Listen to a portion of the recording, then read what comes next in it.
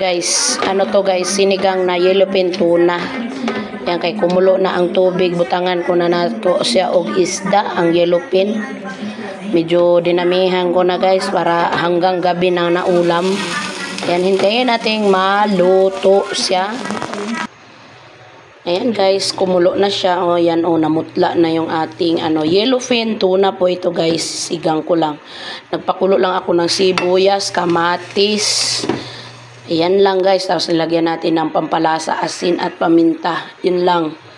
Very organic. Tapos instead of using kangkong, ang gamitin ko guys, ito talbos ng kamuti. Ayan, dahil kumulo na siya guys, ilagay ko na yung ating sinigang mix original. Oops, sinaan natin ang apoy. Yan, medyo mano siya. Tapos bahagya nating haluin. Yan.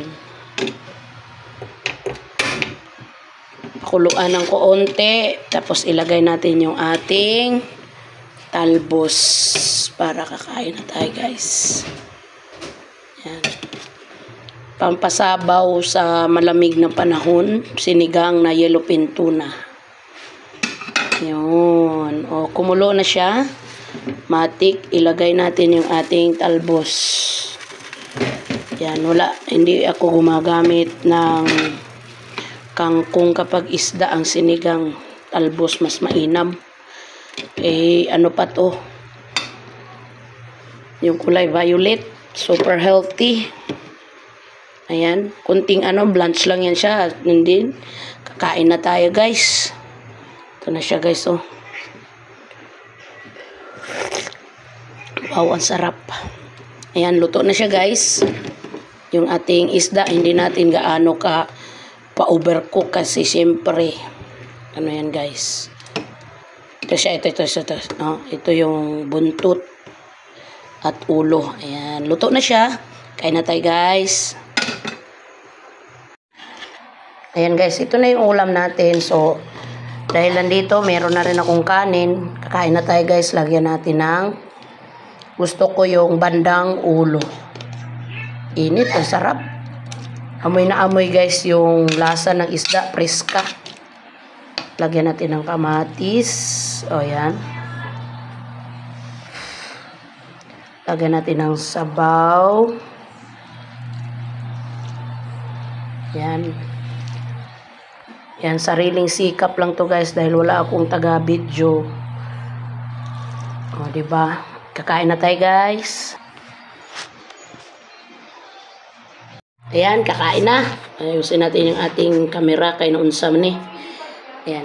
Ito ang aking pagkain, kanin, sinigang na yellowfin tuna. For today's video, kakain tayo guys ng masabaw, pampasabaw tayo guys.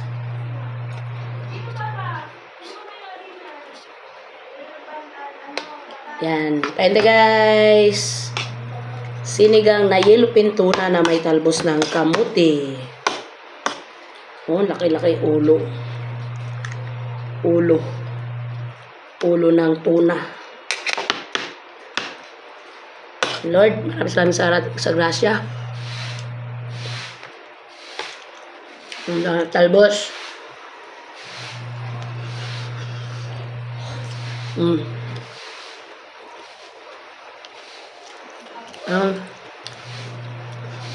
Isda. Ayan. Sarap.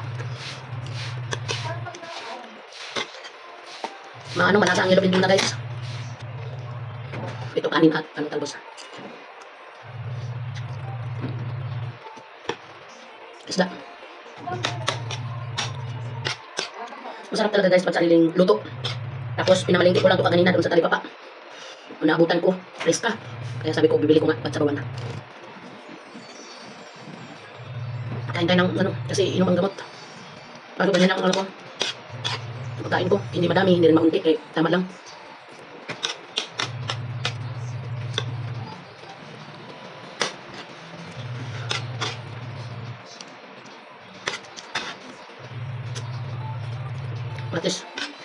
Kamatis. Lagyan ng kanin, lagyan ng ulam, sabay subo.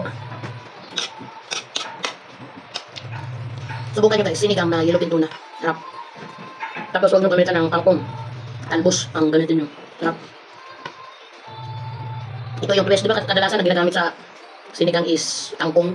Ito yung twist. Lagyan mo siya ng dahon ng kamuti. Talbos ng kamuti. Wala pa akong ano, dahon. Ano. Sarap.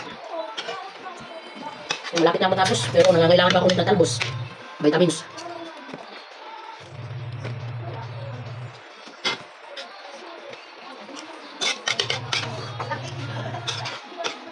Sarap ng sabong.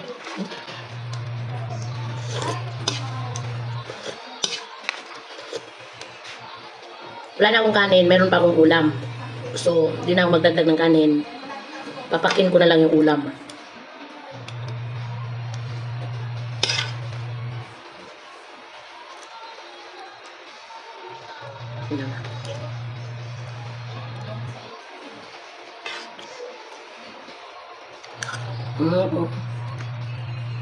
Taba pa guys. Pwede, ubos pa din. Wala lang kanin, pinapapak-papak ko na lang. Ito mata. Harap. Mata ulit. And that's it. Tapos na. Ubos na. Gupin sabaw. Ubos na. Maraming salamat sa inyong panonood. See you in my next video, guys. Chup chup. Bye. It's me again, Verlona TV. Bye-bye. Good morning again.